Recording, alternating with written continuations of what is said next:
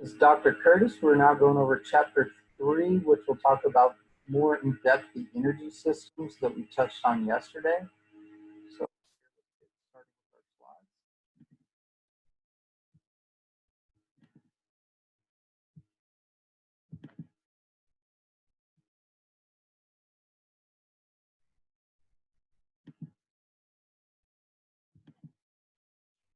So, energy systems and exercise.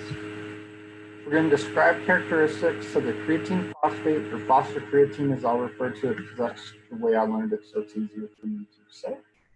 Anaerobic glycolysis and so you'll see that again if you've been in other courses of mine or at other schools that we're missing aerobic glycolysis, or as it's called in the text, slow glycolysis.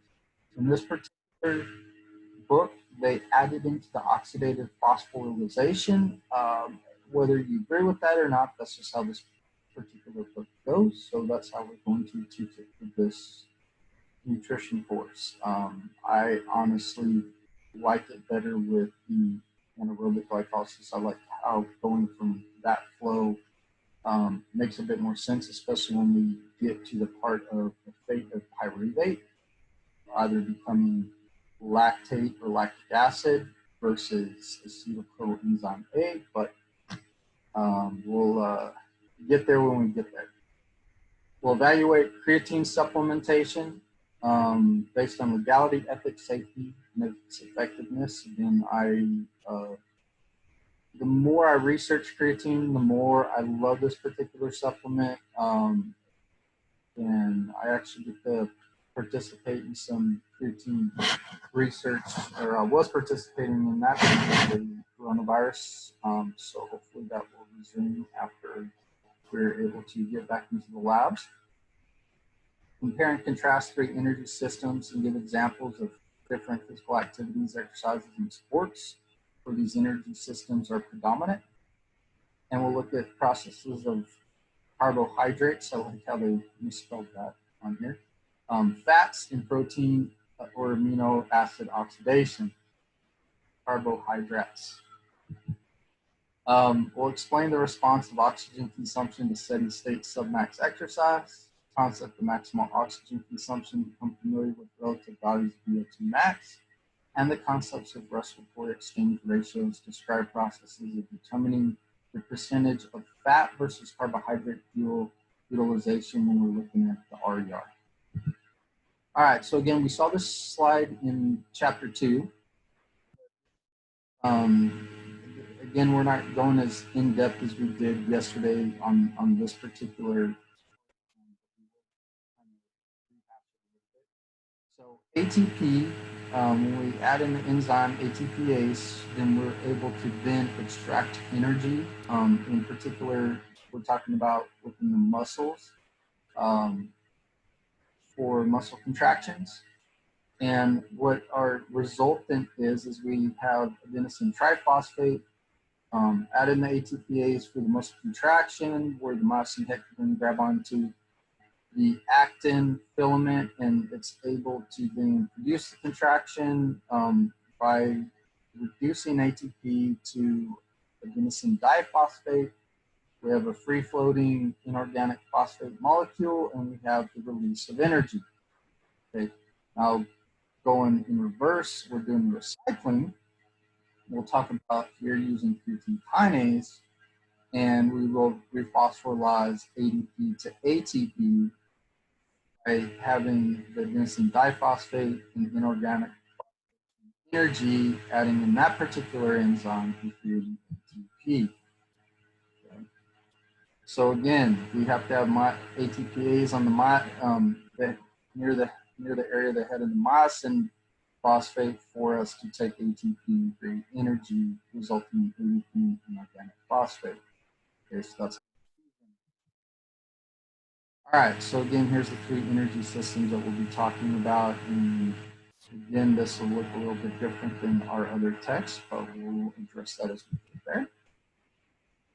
All right. So in this particular text, it's the speed of action. In our other text, we talk about intensity or effort, right? And intensity or effort are going to have, you know, the higher intensity effort things are going to max out much faster. Okay, so again, we can look at it as speed, you know, but again, just, you know, however you want to look at it, anything you're doing for just a few seconds, like up to 10 seconds, is going to happen in the creatine phosphate um, energy system. Um, Again, the amount of ATP that's going to be replenished in that system is going to be very small, and the duration of the action is going to be very short.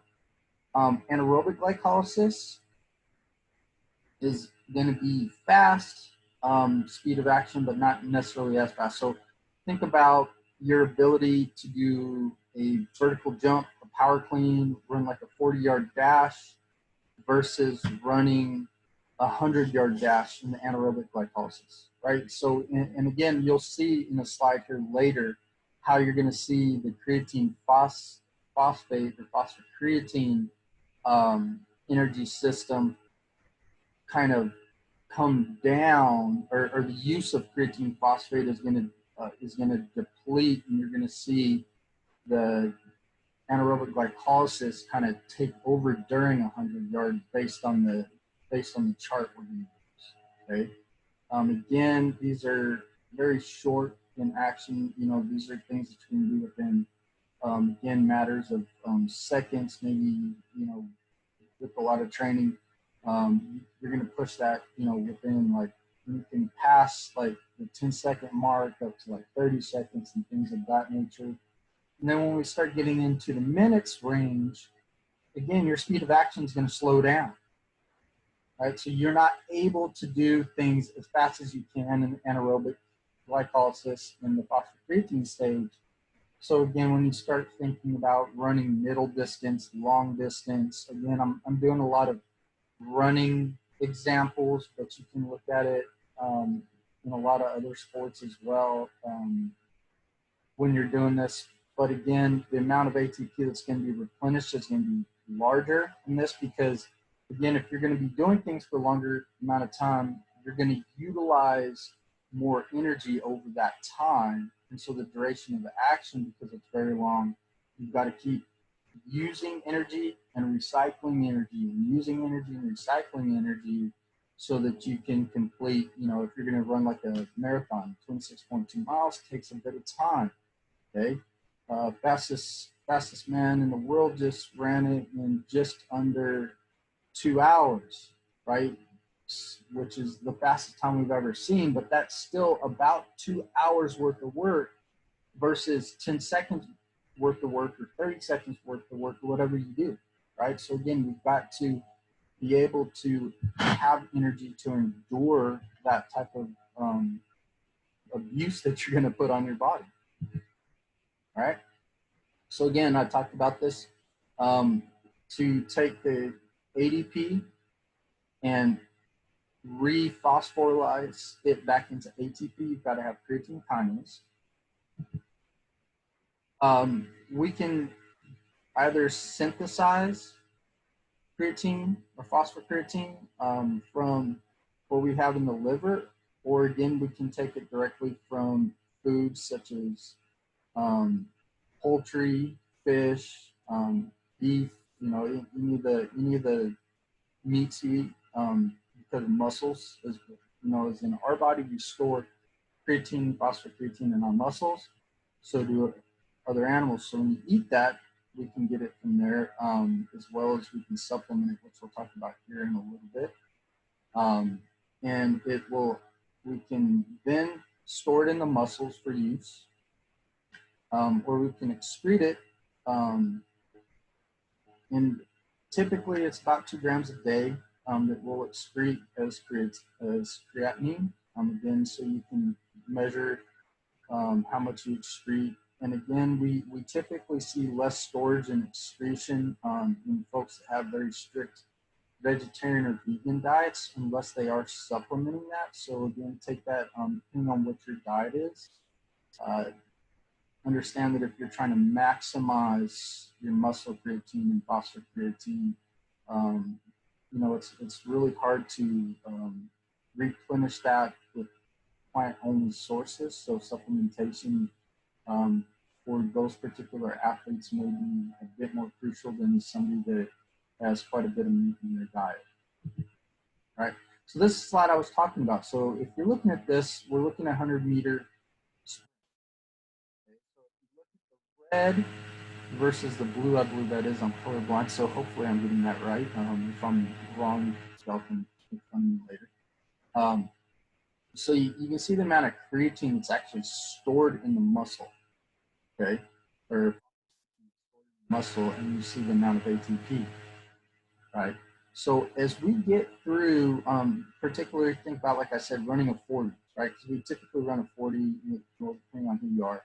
Now, I mean, I run a 4 flat, but that's just no. But typically, you see most athletes run somewhere between, like, fastest guys running like a 3 point something to probably the slowest guys of hopefully are sub 6, somewhere in that range.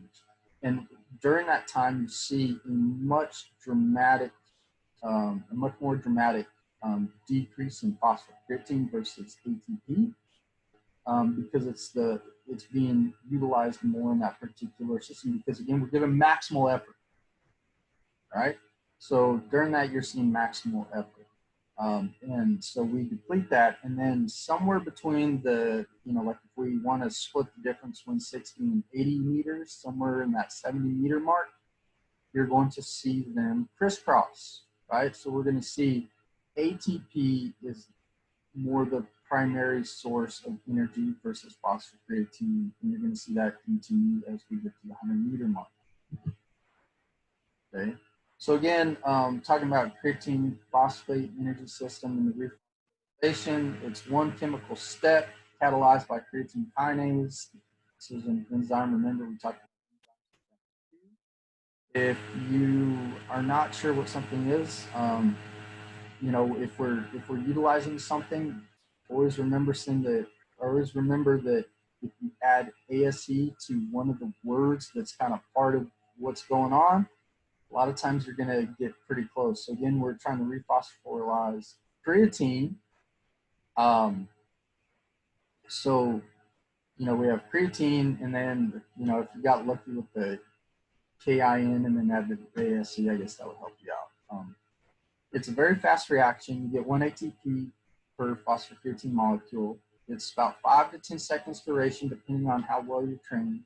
Again, anaerobic, so oxygen is not needed to be present while we do this.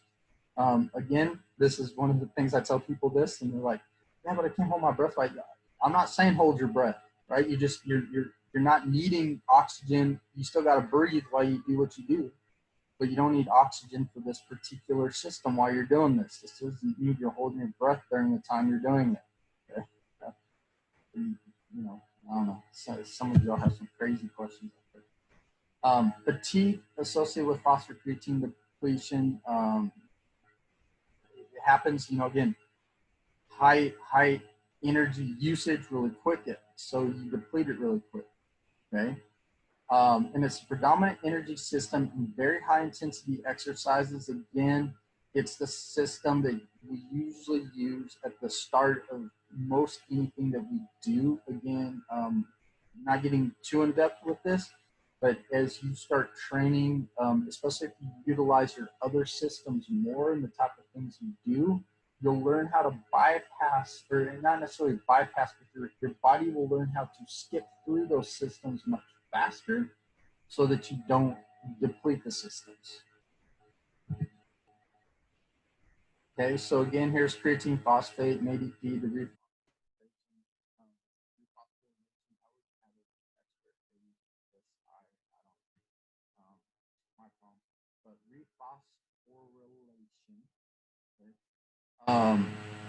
so again, you've got the myosin ATPase helps you release energy from the ATP, and the creatine back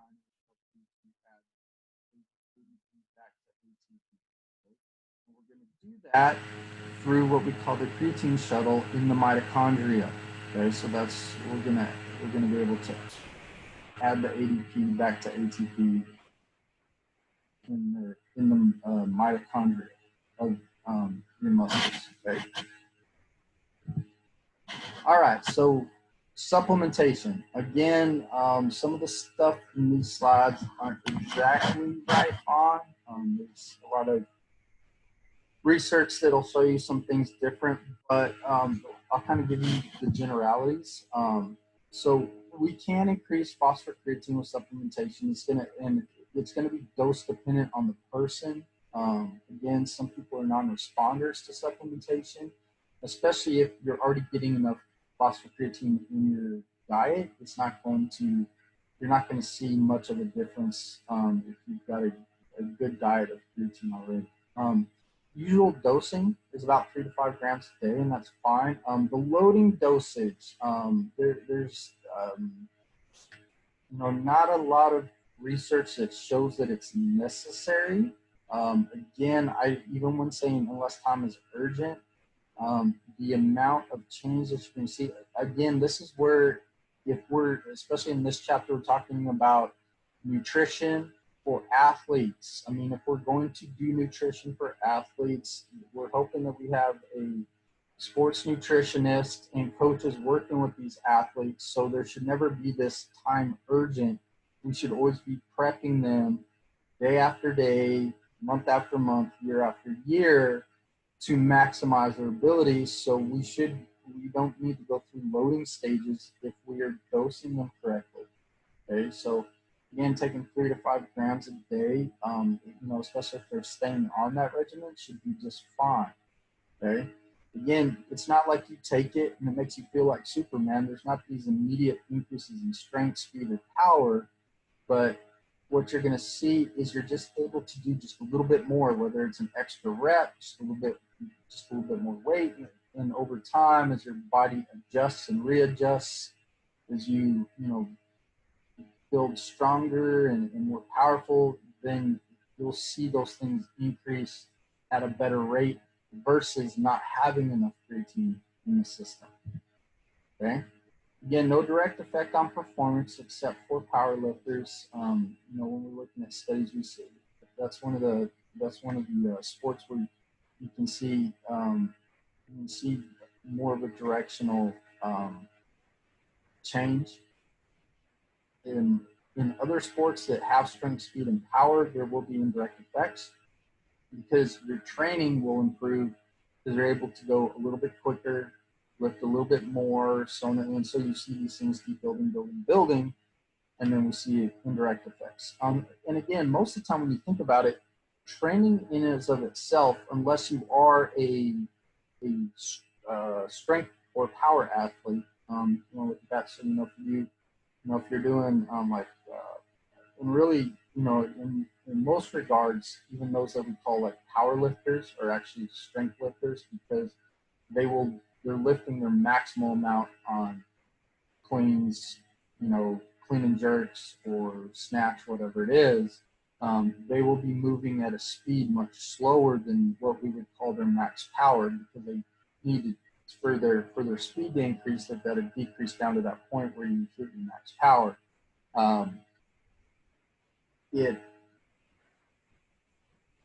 When you're not a lifting athlete, you don't see as much direct effects. So when you think of like football players and soccer players and basketball players, it's not that lifting will now make you a better basketball player. What it does is it gives you the ability to, be a little bit stronger, be a little bit faster, and then you have to direct those things into the movements you do in your sport. So it's an indirect effect in what they're able to do, not a direct effect. It will increase intercellular water in the muscle cells, so you may seem a bit more, you may visualize a bit more size. I mean, again, these things used to be widely said that, like you get like Michelin Man puffy. That's not to the extent that happens. But you might see some water increase in being able to hold it. Therefore, you may see a little bit increase in weight. Again, increases in water weight are not a bad thing. I know some people live and die by what they're doing, on the scale. You know, when we're talking about most athletes, other than fighting sport athletes that have to hit certain weights, that's not something that we necessarily worry about. With them, there's some techniques used to get their weights back down. And again, part of that is losing some of the water. If you ever want to hear some good ways of doing that, I would suggest talking to Dr. Peacock and the things that he does with his athletes and helping them make weights for their fights. Again, it's safe. There are minor side effects. And again, because of the very minor side effects, those of you that have any chronic diseases, you know, you have anything where you have cellular issues and so on and so forth, work with the doctor and a nutritionist. Okay, again, not all doctors are really well versed with supplementation and nutrition. So again, working with a team of folks sometimes is a better option because we're all, so to speak, experts in our particular fields. Sometimes we have, you know, a little bit of crossover. You know, I have a lot of people sometimes come ask me things about health that have nothing to do with things that I studied intensely on. But again, I may know a little bit about it, so I tell them what little bit I know. I tell them I'm not that type of doctor or anything. I'm not giving you diagnosis or anything of that nature. I'm just kind of giving you a little bit of, you know, what I have studied and have a little bit of information on that. You still need to go talk to somebody if you really, really want to know what's going on that's actually an expert in that field. But again, you know, there are doctors out there that have some nutrition background. There's some that do not. And so working with a team of folks is usually better. It's going to be better for what's best for you, right? And so again, understanding whether or not creatine, most studies I've seen have shown that creatine is fine and have little to no side effects in any healthy population. I haven't seen anybody in the healthy population that have any issues. So again, if you don't fall into the healthy population, you may want to go check with some healthcare providers on that. And it is effective for strength and power athletes and for seeing improvements there.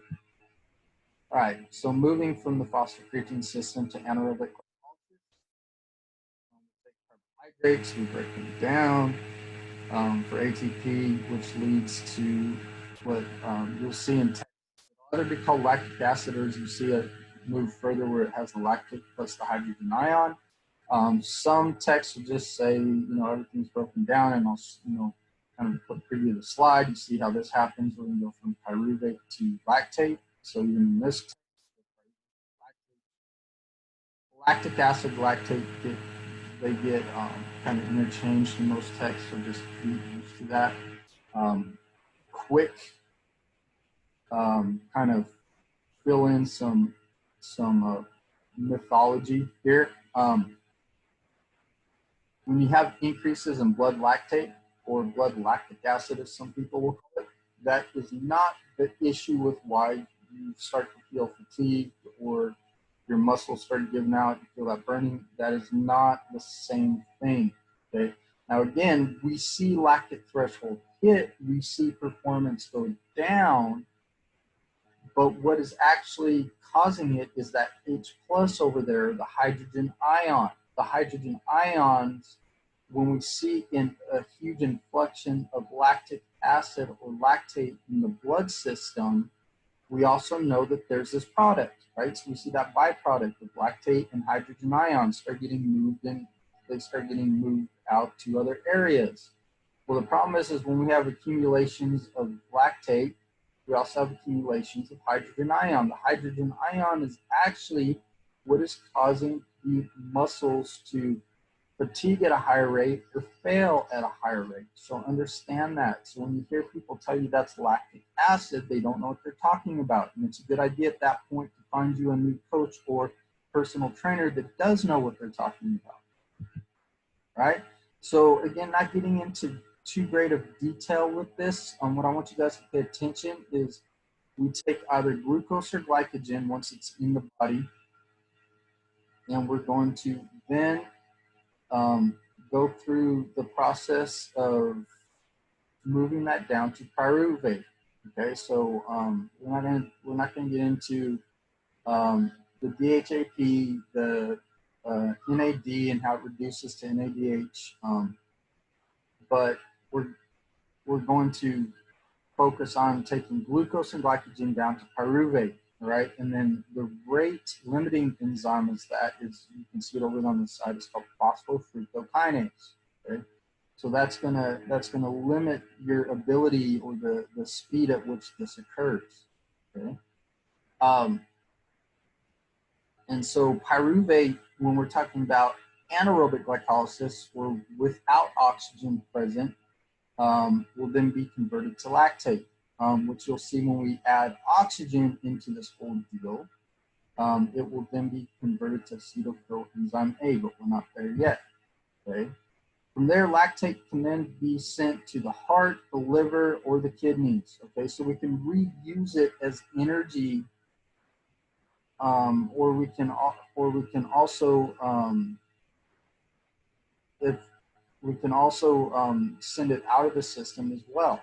Okay, so again, a lot of smooth muscle systems can use it as energy. You can also resynthesize it and use it again for energy. It's not a bad thing as many people believe it to be.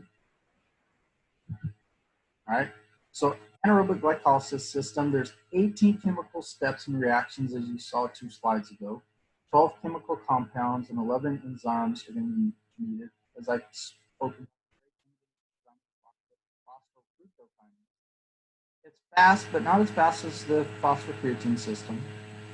You got 2 ATPs through glucose, or 3 ATPs through glycogen. Again, glycogen is a storage form of glucose, and it yields more energy.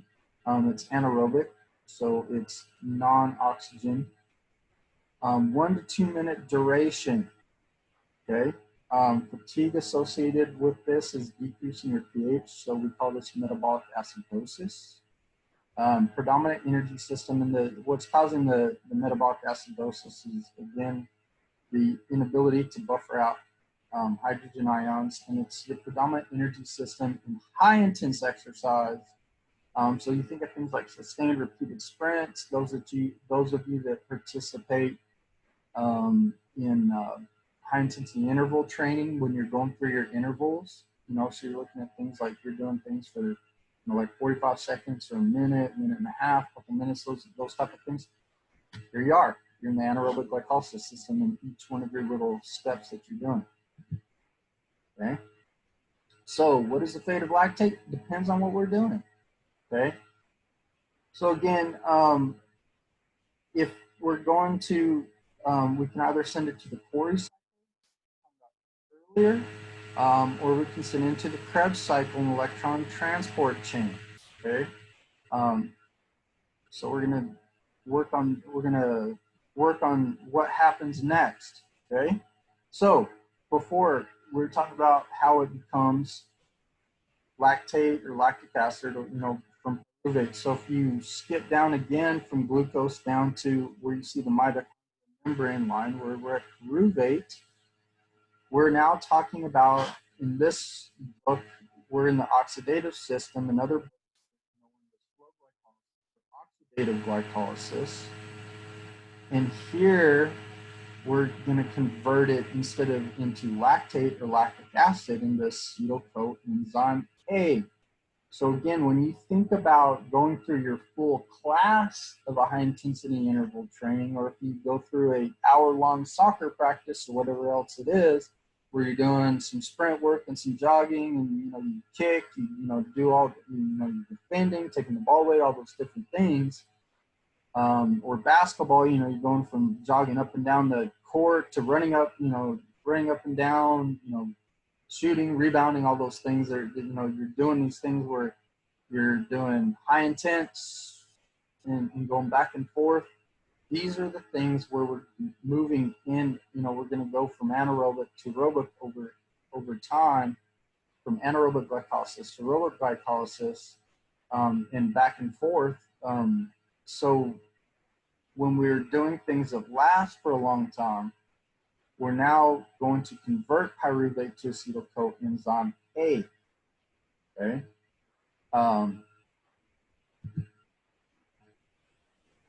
And so as we go through that, if you see pyruvate is then oxidized on that left side, and we're now, again, why they call this oxidative.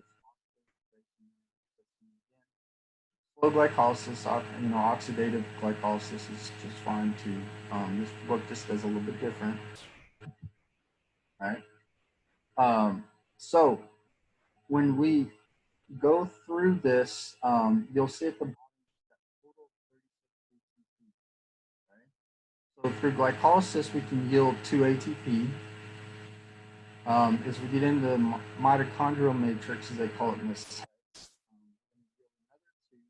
ATP directly as it goes through the Krebs cycle.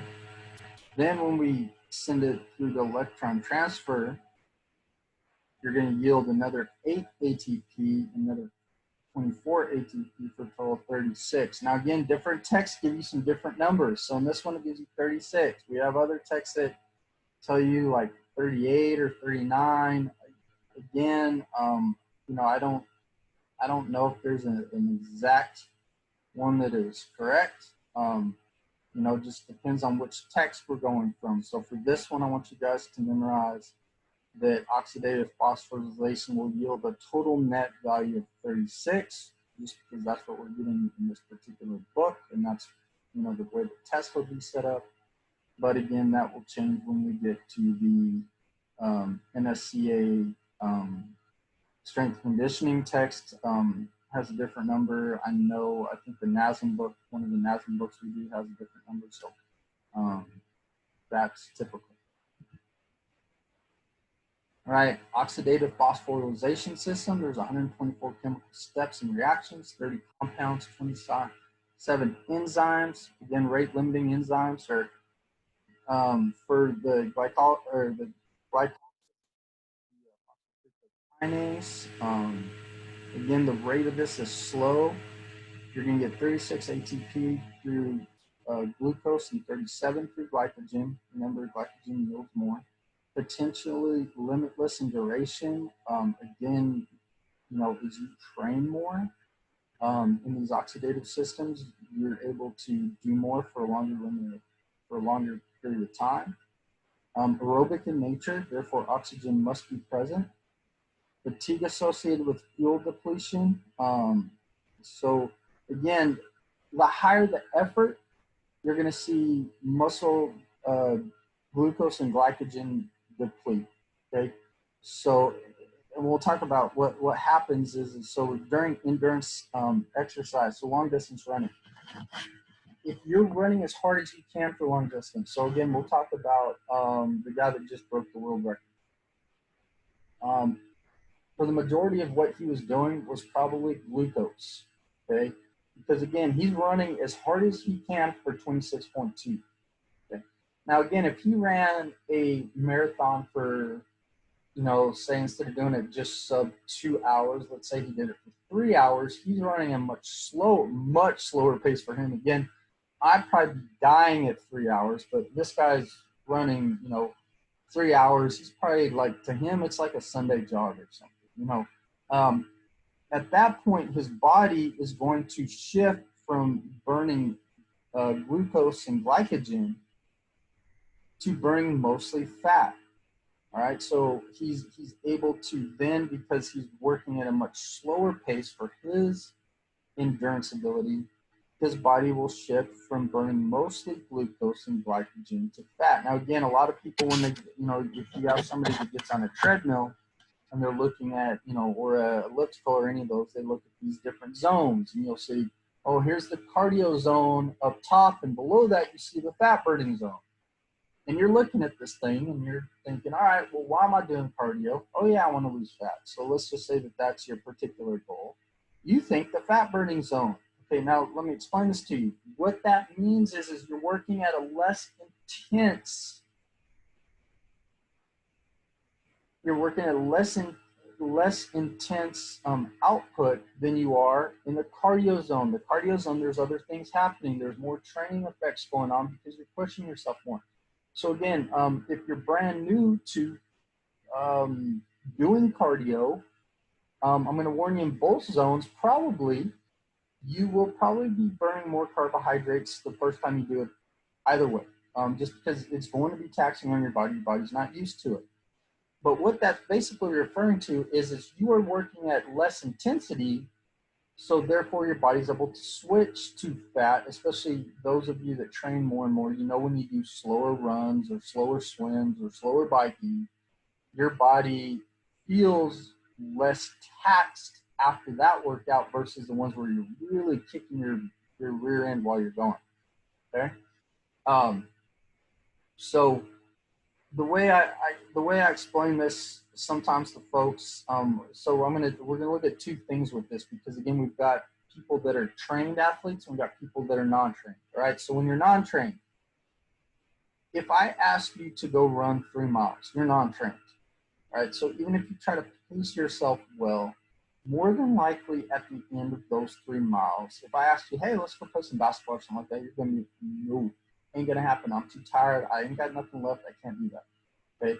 After months of training and being able to run 3 miles and get better running 3 miles and your body adjusting and getting used to that, I ask you months later, hey, you want to go play basketball after that? Your body now has energy to go do that. So again, let's say that you're kind of staying around that same speed. Maybe, I mean, more likely you're going to get faster and you're going to run faster, even with less effort, because your body's training and getting adjusted. And you're going to tell me, yeah, sure, let's go play some basketball. So what was the difference between 3 months ago and now? One of the things is you didn't use up a whole lot of glucose and glycogen as you did 3 months ago, and you just didn't have that readily available energy because you just went through it. Okay, it was much of a higher intense thing for you at that particular time. Therefore, you were in oxidative glycolysis rather than being able to get into oxidative fat utilization. Okay, so now that your body is more well adjusted, you're able to then do what we call glycogen sparing and just work through that system at a much faster pace as you're doing a slower exercise and moving into burning fat as a fuel. So when you're looking at something on the treadmill, that's what it's saying. It's saying, look, in this particular zone, in the cardio zone, you may actually be using more glucose and glycogen there because you're going to push it a lot harder versus the zone below it. Now, again, as your body adjusts, you'll see the shift from glucose and glycogen to fat happen earlier. During those runs, even in those cardio runs, you'll see it shift because your body's going to become more efficient. And what does that typically mean? You can now go at a harder pace. All right? Okay, so again, this is just showing you that carbohydrates, fats, and proteins can all enter into the Krebs cycle, and this is where we utilize these in the. And when we get into the exercise phys, we're going to go really in depth in this, and so I'm going to save that for that particular class. But all these are utilized in here. We're going to again, oxygen must be present to use the energy in these systems and also rephosphorylize energy in these systems.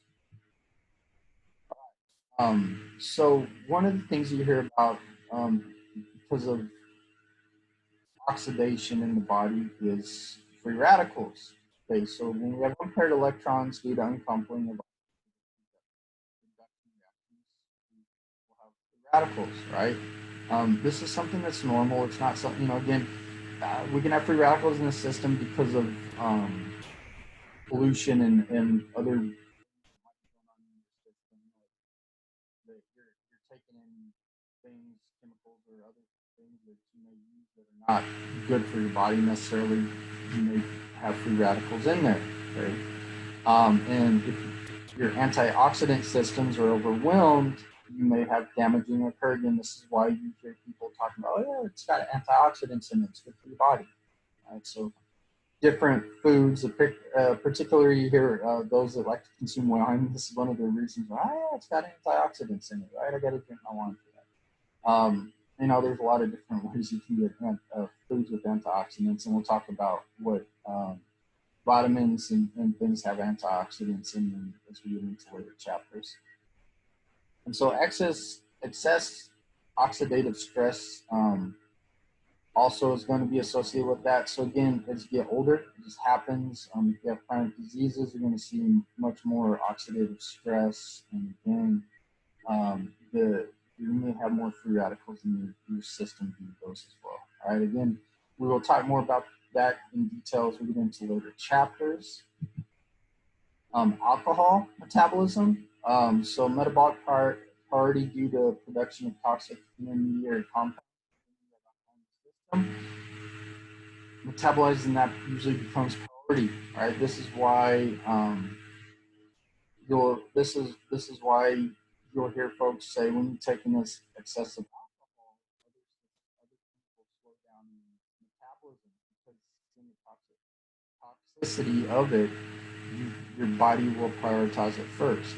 Okay, so there's two pathways. Alcoholic dehydrogenase happens when we do moderate consumption, and microsomal ethanol oxidizing system comes in when you have high consumption. So when you binge drink, it's going to go through the MEOS. When you have a couple beers or whatever, we're looking at the alcohol dehydrogenase. All right, this particular chart shows what happens with VO2 max, right? And again, when we're looking at this, we're looking at VO2 max. We associate with your ability to do cardiovascular training, right? So you know, like those that do high intensity interval training, those that do long distance running, cycling, swimming, all those people that train in those systems will usually have a much higher VO2 max than those that do not. Again, you will see increase in VO2 max if you just weight training. Again, it won't necessarily as you won't see it improve as much as folks that train in the oxidative energy systems and maximize those, but it does increase.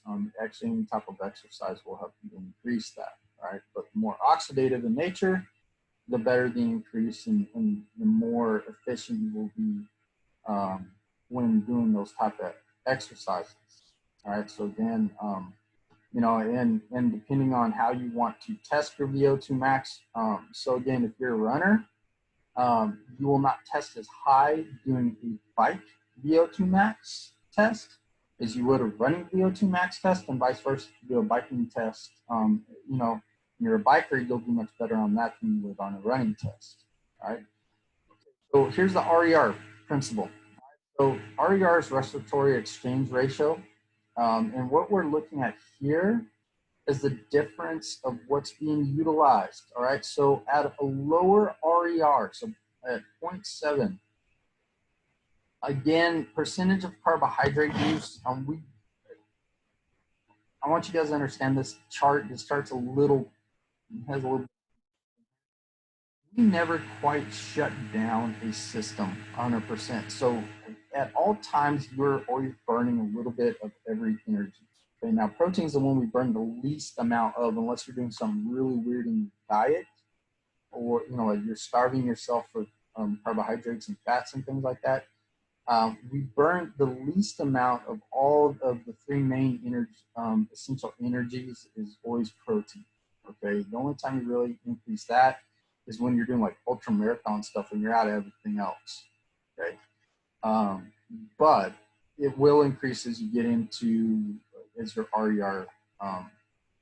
You know, as you stay at a lower RER for long times, and your body's starting to run out of fats. Okay, so let's not worry about protein right here, but we're looking at carbs to fat. So again, what I want you to understand is the concept in this is true. The numbers just aren't quite correct, because you're always burning a little bit of carbs, you're always burning a little bit of fats no matter what you're doing. They're always being utilized to some extent somewhat, okay? All right, but at a lower RER, so again, when you're doing, let's go back to running. So if I'm running at a speed that's very comfortable because I plan on running for, you know, many minutes or maybe several hours, and I'm not looking to really kill myself during the run, my body will shift and utilize more fat as a fuel source versus carbohydrates. So again, at the end of that run, I should feel like, hey, if I want to go do something else, I'm throwing some push-ups, some pull-ups, whatever I'm going to do, I'm probably going to have some energy for that. All right. As the respiratory exchange rate increases, or if you think about what you're actually controlling with that, your intensity increases, we start to utilize more carbohydrates and less fats, right? So as we get to a RER closer to 0.95 or 1, what you're seeing is you're mostly relying on carbohydrates as a fuel source and not fats. Now again, if your end game is to lose fat, like you're trying to lose body fat, you may look at this, you may look at what I was talking about earlier with the fat burning zone versus cardio zone. And again, you come to that thing, hey, if I'm trying to lose body fat, I want to be in the fat burning zone. If I'm looking at the respiratory exchange rate here, man, I want to be at an RER of 0.7 versus 1. Now, yes, during exercise, your fuel choice at that particular point is mostly fat. But let me warn you with that. You're working at less intensity. Therefore, the overall calories you're expending are less. So at the end of the day, you burned less calories. You may not lose as much body fat, or you may not have burned enough at the end of the day, depending on how much you ate, to actually see a difference. So the higher the intensity, so the harder, again, it comes to this. The harder you work, the more calories you burn. And at the end of the day, you've got to burn more calories than what you ate. That's where you see the calorie deficit. And this is where, during the 24-hour period, your body's got to pull from your fat stores to make up for that energy deficit. Therefore, this is how we lose body fat percentage. So even if you're burning more fat during your workouts, that doesn't necessarily mean you're going to be losing enough fat in general to make up, because if you're eating too much, it doesn't matter.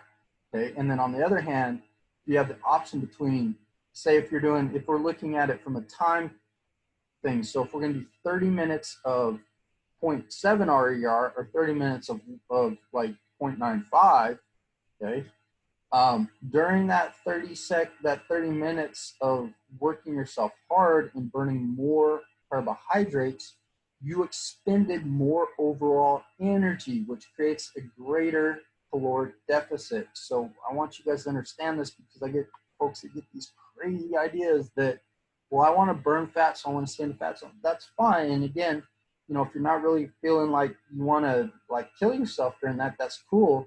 Just understand this: to get the same caloric burn, so to speak, that you might have had. So you could do 30 minutes of like a high intensity interval training.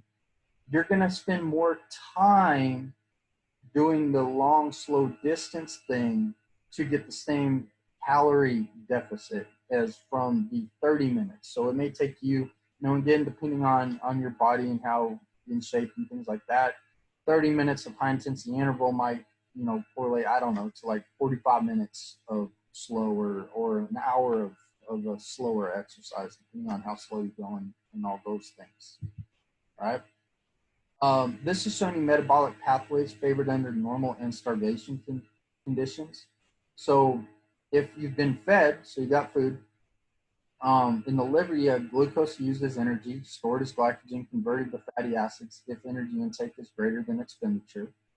Amino acid metabolized, fatty acids transported to adipose tissue for storage, and triglycerides. Again, this is where, you know, people get this crazy idea. Oh yeah, carbohydrates equal fat. Well, they only do if you take in too much energy in general. It's not just carbs, but you've got more calories over time. If you can't use that glucose, you got to store it, right? So we convert it to fat to store it if needed.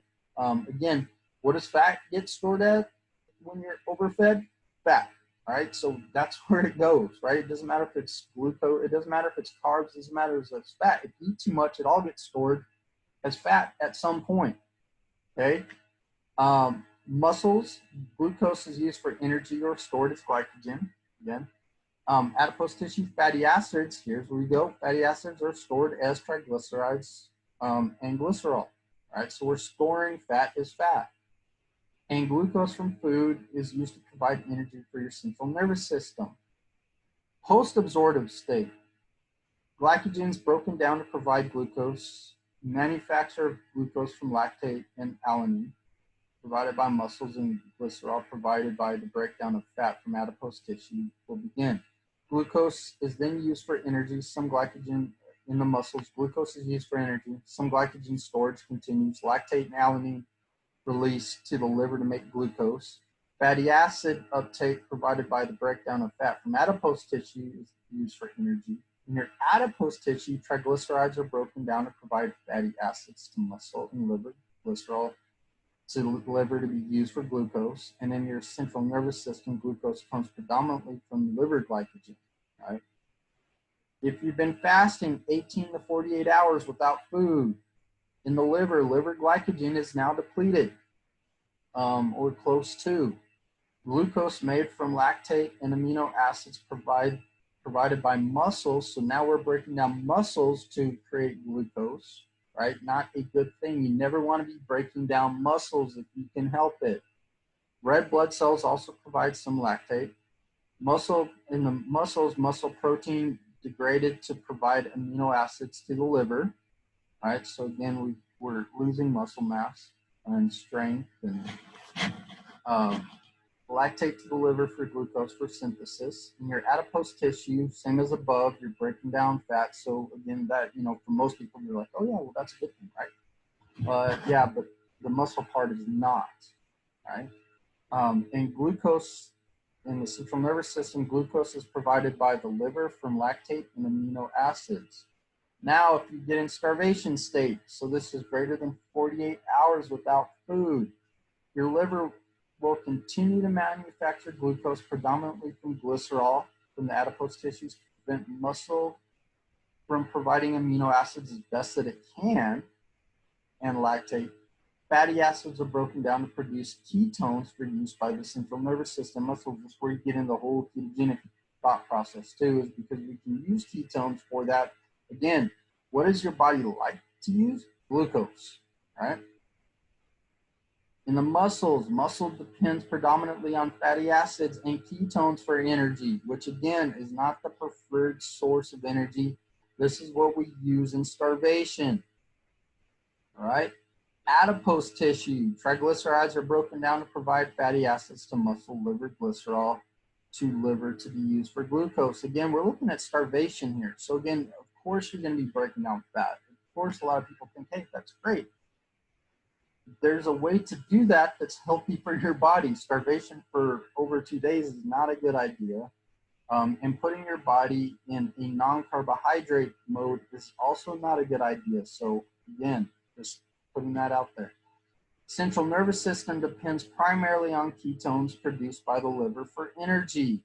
Again, ketones are not, you hear in some talks, oh yeah, ketones are the primary source for energy for your central nervous system. So getting into, ketoacidosis or it's not what your body wants. Your body wants to use glucose. All right. Again, there's truth to things and not truth to things. Does ketogenic diet work? Yeah, for some people it does if you can stay on it. Okay.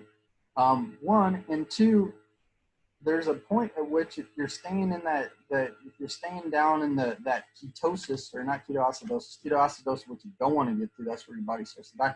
But if you get into ketosis, it can be really hard on the body as well. And again, you can see things as if you're getting ketosis, your body's trying to break down muscle. Now, again, in the keto diet, you're trying to eat a lot of protein and fats and not carbs. But again, your body's also, you're trying to ingest protein, but your body's also trying to use protein from the muscle. So again, it's not the most ideal diet when you're looking at diets. Can it work for some people? Yes. If you don't tend to really like to have carbohydrates in your diet for whatever reason, you just don't really like to eat them, you can do low carb. Again, I'd rather somebody eat what you call lower carb versus actually trying to get into that whole ketosis range.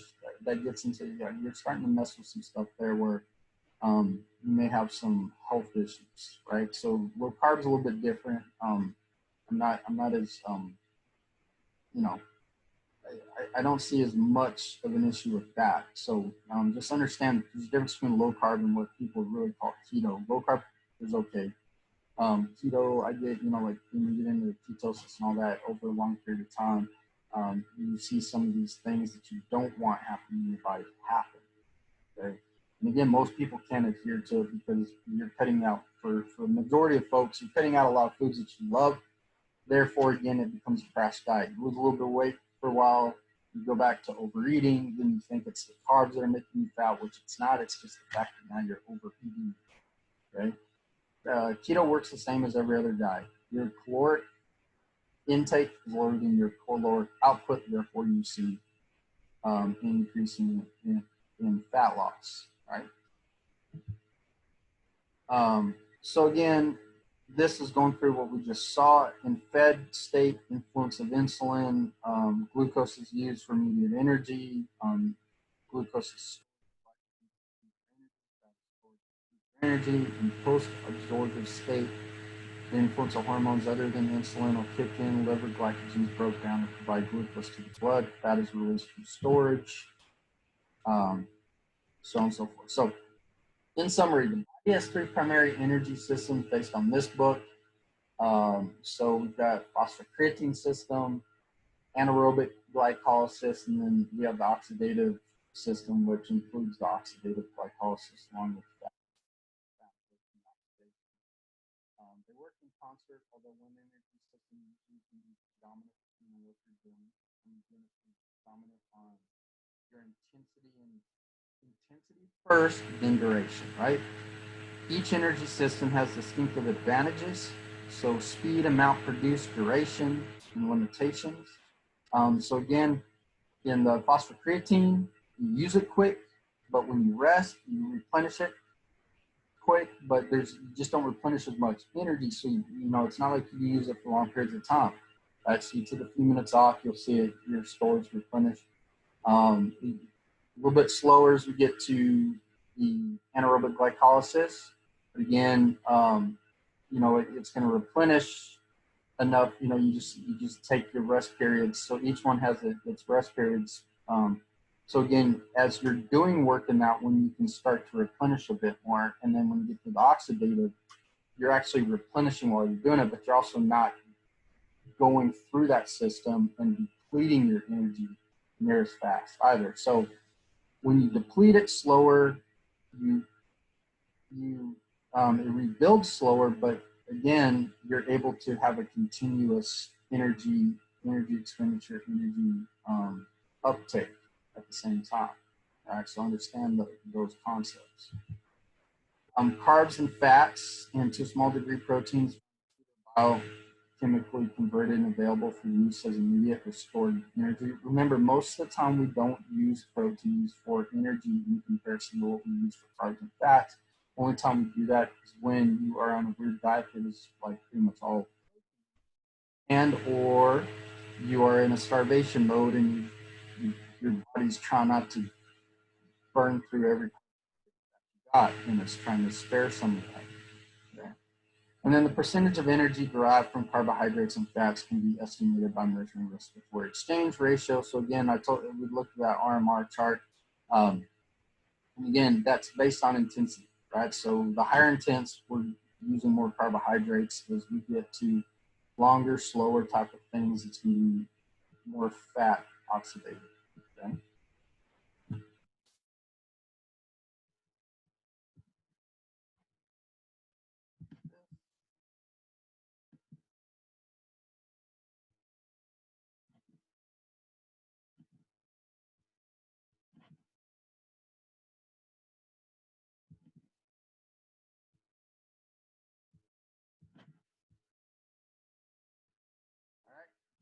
That was chapter 3. If you guys have any questions, email me, send me something on Blackboard and let me know. And I'll be posting chapter 4 either today or tomorrow. I mean, you guys all have these ones. You can do one next week, but yeah, that's it.